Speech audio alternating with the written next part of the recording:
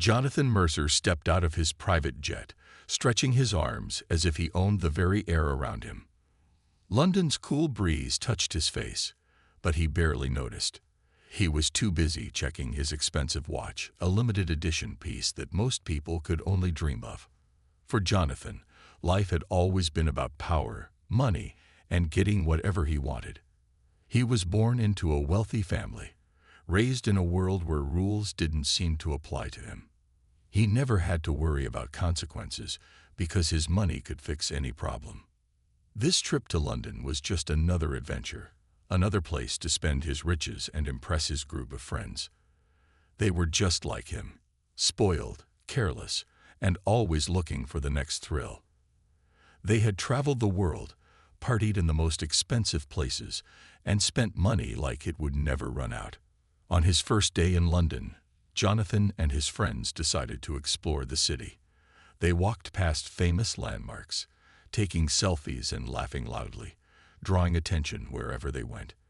But nothing really excited them. They had seen it all before: big buildings, famous streets, expensive stores. Then they reached Buckingham Palace. A crowd had gathered near the grand gates, watching something with quiet admiration. Curious, Jonathan pushed his way forward and saw them, the royal guards. They stood perfectly still, dressed in their red uniforms and tall black hats, their faces calm and serious. No matter what the tourists did, making faces, waving hands, even trying to talk to them, the guards didn't react. Jonathan smirked. "Are they even real?" he joked, nudging one of his friends. A nearby tourist heard him and smiled. "Oh, they're real, all right. But they won't move. It's their duty. Nothing can make them break their discipline." Jonathan raised an eyebrow. "Nothing." The tourist shook his head. "Nothing. People try all the time, but these men are trained. They take their job seriously." Jonathan chuckled, but an idea was already forming in his mind. He loved a challenge, and this seemed like the perfect one. If no one could make a royal guard react, then what if he could? What if he did something that forced them to move? His friends noticed the look on his face. "Oh no," one of them laughed. "What are you thinking now?" Jonathan grinned, just wondering how much it would take to make one of these guys break character. His friends laughed, but one of them, Michael, smirked. "I bet you can't do it." Jonathan's eyes sparkled with mischief. "Oh yeah? How much?" Michael pulled out his wallet and tossed a few bills into Jonathan's hand. 10,000 says you can't." The others joined in, adding more money to the bet. It wasn't about the cash. Jonathan had more than he could ever spend. It was about proving he could do something no one else could. "Challenge accepted," he said, a wicked grin spreading across his face. As they walked away, his mind raced with ideas. He had to do something big, something that would be impossible to ignore, something unforgettable. Little did he know, his idea would change his life forever. That night, Jonathan and his friends gathered in the private lounge of an expensive hotel. The city lights sparkled outside, but all their attention was on the bet. The excitement in the air was undeniable. "So, how are you going to do it?" Michael asked, leaning back in his chair with a smirk. Jonathan twirled his glass of wine, deep in thought. "It has to be something big. Just talking to them won't work. Waving won't work. People do that all the time. It has to be something they can't ignore." His friends nodded, waiting for him to reveal his plan. After a moment, Jonathan snapped his fingers. "What if I pour something on them? Something bright, something obvious. Like water?" One of his friends suggested. Jonathan shook his head. "No, water will dry up in minutes. It has to be something that sticks, something that makes a scene." A few seconds passed before a grin spread across his face. "Paint." The group erupted into laughter. "No way," one of them said. "That's crazy." Jonathan shrugged, his confidence growing.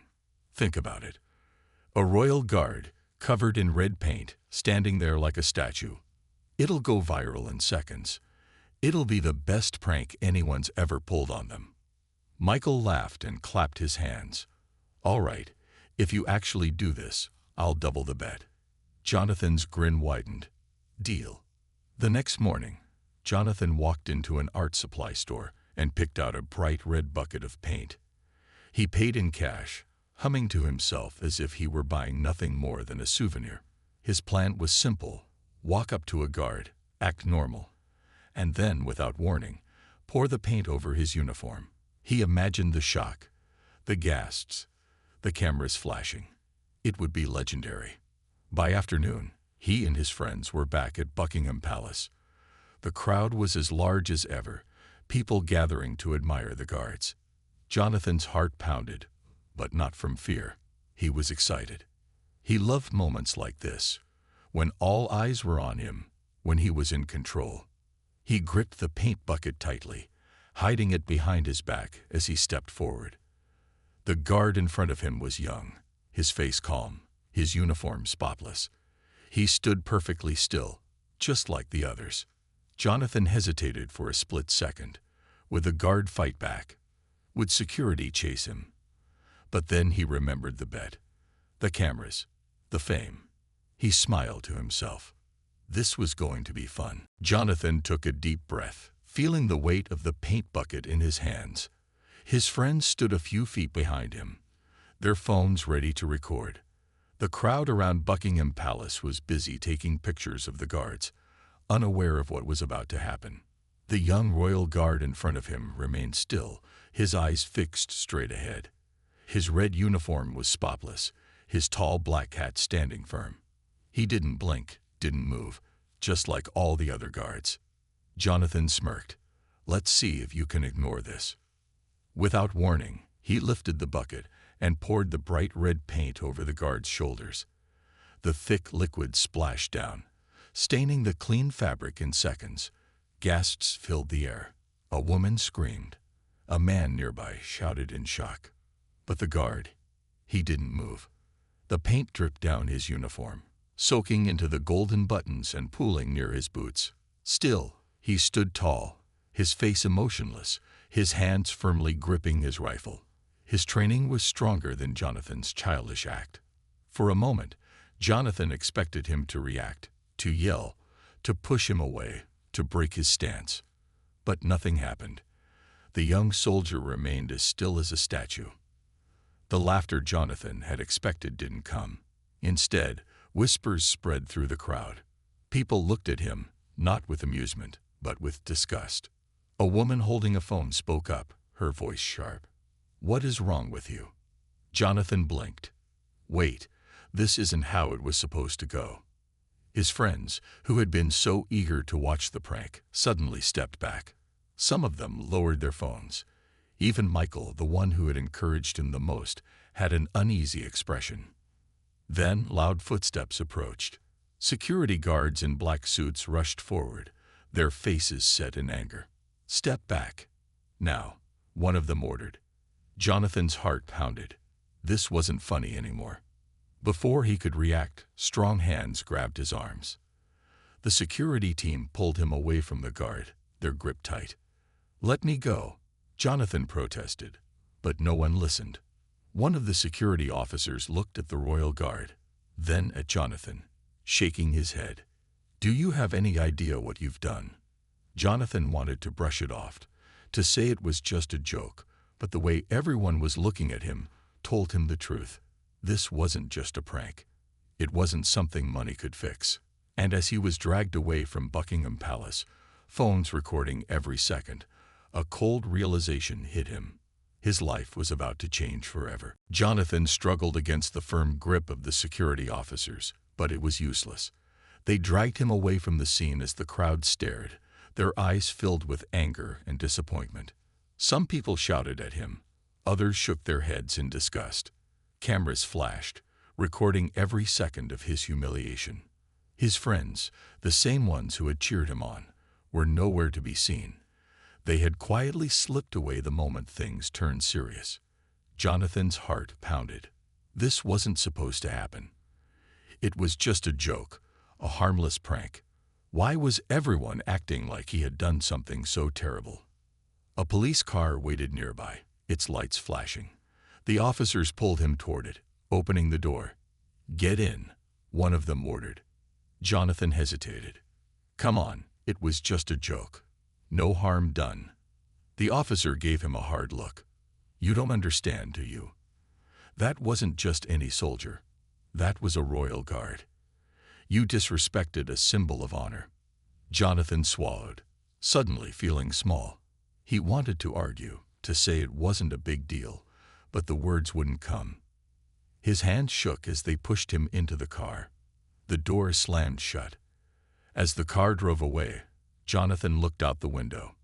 The royal guard he had humiliated was still standing there, covered in red paint, refusing to move. His posture was perfect, his face calm, his uniform now stained, but his dignity untouched. For the first time, Jonathan felt something unfamiliar: shame. The ride to the police station was a blur. His mind raced as he tried to figure out what would happen next. He had been in trouble before. Small things, nothing serious. His money and lawyers had always saved him. Maybe this time would be the same. When they arrived at the station, he was led inside and told to sit down. Officers whispered among themselves, some shaking their heads as they looked at him. He could feel their judgment, their anger. Minutes later, an officer with a stern face walked up to him. "Do you know how serious this is?" Jonathan forced a smirk. "I'll just pay a fine, right?" The officer's eyes darkened. "This is bigger than a fine. The whole country is talking about what you did. The media, the government, even the royal family is aware." Jonathan's stomach dropped. The royal family. The officer continued, "You didn't just embarrass yourself.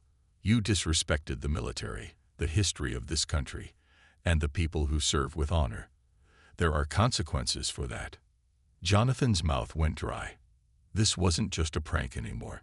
This wasn't something he could buy his way out of. For the first time in his life, he realized he was truly in trouble. Jonathan sat in the cold police station, his hands tapping nervously on his knees. The excitement he had felt earlier was completely gone. Now, all that remained was fear. He had never been in a situation like this before. His money had always solved his problems. But now, the way the officers looked at him, the way they talked, it was clear. This was different. The door to the small room opened, and a middle-aged officer stepped in. His uniform was crisp, his face serious. He sat down across from Jonathan and placed a thick folder on the table. "Do you understand what you've done?" the officer asked, his voice calm but firm.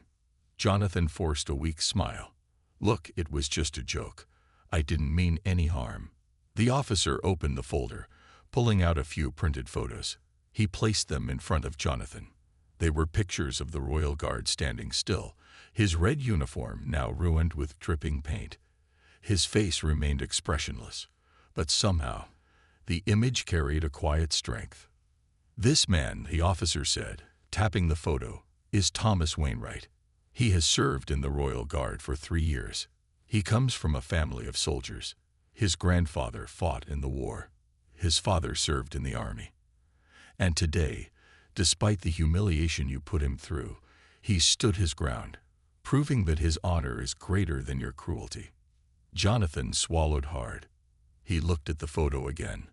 Somehow, he had expected the soldier to be angry, to be shouting, to be fighting back. But instead, the young man had done something more powerful. He had done nothing at all. The officer leaned forward. "Do you know how many people have seen this?" Jonathan shook his head. "Millions.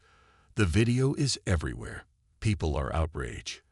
The Prime Minister's office has released a statement. Even the royal family has responded, calling your actions disrespectful and shameful. You're not just in trouble, Mr. Mercer. You've become the most hated man in this country." Jonathan's heart pounded. He had always enjoyed attention, but not like this.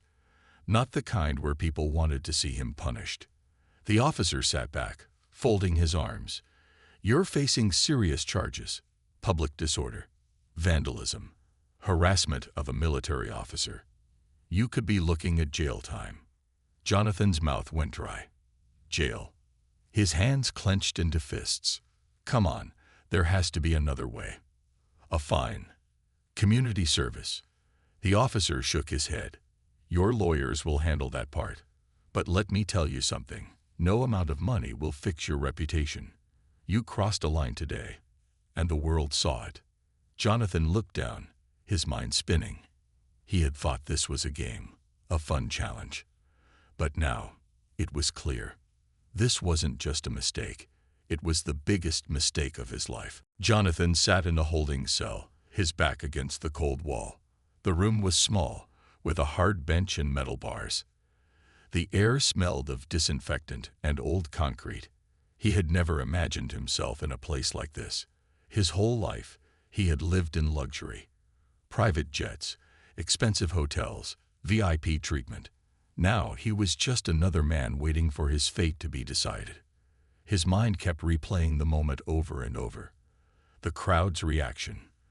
The cold stare of the royal guard. The way the officer had spoken to him, like he wasn't just a troublemaker, but a true disgrace.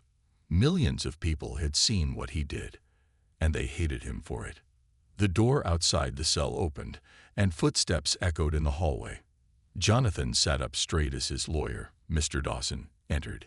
He was a tall man in a dark suit, carrying a briefcase. His expression was unreadable, but Jonathan knew right away. This wasn't going to be good news. Mr. Dawson sighed and sat on the bench across from him. Jonathan, this is worse than I expected. Jonathan leaned forward. Come on, it was just a prank. A stupid joke. Can't you fix this? The lawyer shook his head. This isn't just about the law. It's about the public. People are furious. The media is calling you a national disgrace. Major companies are cutting ties with your family's businesses. Even your father called me. He's furious, Jonathan. He said he won't help you this time. Jonathan's stomach dropped. His father had always bailed him out. No matter what trouble he got into, there had always been an easy way out. But now he was alone. So, what happens next?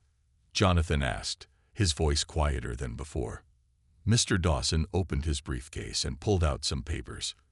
You're being formally charged with public disorder and vandalism. If found guilty, you could face 6 months in prison or a heavy fine. Jonathan's chest tightened. Prison. The thought made his hands shake. He had never even spent a night without room service. How could he survive in jail? Mr. Dawson continued. There's another problem. The royal guard you humiliated, Thomas Wainwright. He's refusing to respond to any media. He hasn't spoken a single word about what happened, and that's making things worse for you. Jonathan frowned. How is that bad? If he's not talking, then the story will die down. Right. Mr. Dawson shook his head. No, Jonathan. The silence is what's making people angrier. His dignity, his refusal to even acknowledge what you did. It's turning him into a hero. And you're the villain. Jonathan looked down at his hands. For the first time in his life, he felt small, powerless. No money, no lawyers, no family could change the truth. He had ruined his own life. Jonathan sat in the courtroom, his heart pounding as he waited for the judge to arrive. The room was packed with reporters, their cameras flashing as they captured every moment. People whispered among themselves, their eyes filled with judgment. He had never felt this exposed before. His lawyer, Mr. Dawson, sat beside him, flipping through papers. Stay quiet and show remorse, he whispered. The judge might go easier on you if you act responsibly. Jonathan nodded, but deep inside, fear twisted in his stomach. He wasn't used to consequences. Every mistake he had ever made had been erased by money or power. But this time, there was no escape. The door at the front of the courtroom opened, and the judge walked in. The room fell silent. Everyone stood until the judge took his seat. Jonathan swallowed hard as the trial began. The prosecutor stood up first. He was a sharp-looking man with a confident voice. Your Honor, this case is about more than just a reckless act. It is about respect, honor, and the dignity of those who serve. The defendant, Jonathan Mercer, poured paint over a royal guard, a man who stood silently, fulfilling his duty. This was not a childish mistake. This was an act of humiliation. Jonathan shifted uncomfortably in his chair. The words hit harder than he expected. The prosecutor continued. The entire country has seen the video. The public is outraged. This was not just an insult to one soldier, but to the values we hold dear. The judge turned to Jonathan's lawyer. Mr. Dawson, how does your client respond? Mr. Dawson stood up. Your Honor, my client deeply regrets his actions. He understands that what he did was wrong. He is willing to pay a fine and do community service. The judge raised an eyebrow. Regret alone is not enough. Actions have consequences. Jonathan's stomach clenched. Then, something unexpected happened. The door at the back of the courtroom opened, and Thomas Wainwright, the Royal Guard, walked in. He was still in his uniform, looking calm and composed. The room went silent again as he approached the stand. The prosecutor turned to him. Mr. Wainwright, you have remained silent about this incident. Do you wish to say anything now? For the first time since the prank, the soldier spoke. His voice was steady. I was humiliated in front of the world. But I did my duty. I stood still, as I was trained to do, because dignity is not something that can be taken away by childish actions. Jonathan's face burned with shame. The judge nodded. And what do you think should happen to the defendant? Wainwright looked at Jonathan for a long moment before saying, That is for the law to decide. Jonathan lowered his head. His fate was no longer in his hands. Jonathan's heart pounded as he waited for the judge's decision. The courtroom was silent. Every camera, every eye was focused on him. His hands trembled slightly as he gripped the edge of the table in front of him. The judge adjusted his glasses and looked at Jonathan. Mr. Mercer, your actions showed a complete lack of respect for those who serve this country. The Royal Guards are a symbol of duty and honor, and you chose to humiliate one for entertainment. However, the law is not just about punishment. It is also about learning. Jonathan held his breath. Was there still hope for him? The judge continued. You will not be sent to prison, but your punishment will be severe. First, you are ordered to pay a fine of £50,000. Second, you will complete 6 months of community service under the supervision of the military. This includes working at veteran care centers, assisting soldiers in training camps, and cleaning military memorials. You will see firsthand what discipline, honor, and sacrifice mean. Jonathan's stomach dropped. Community service, in the military. He had expected a fine, maybe even some restrictions, but this. The judge wasn't finished. Furthermore, you will personally apologize to Mr. Wainwright in front of the press. Your actions were public, and so should be your apology. Jonathan's face burned with shame. He had spent his life avoiding responsibility, but now he had no choice. The judge gave him a firm look. This court hopes that through this punishment, you will understand the value of respect and the consequences of your actions. If you fail to complete your community service, your sentence will be reconsidered, and you may face jail time. Do you understand? Jonathan swallowed hard and nodded. Yes, Your Honor. With that, the gavel came down. The trial was over. As he stood up, he saw Thomas Wainwright watching him.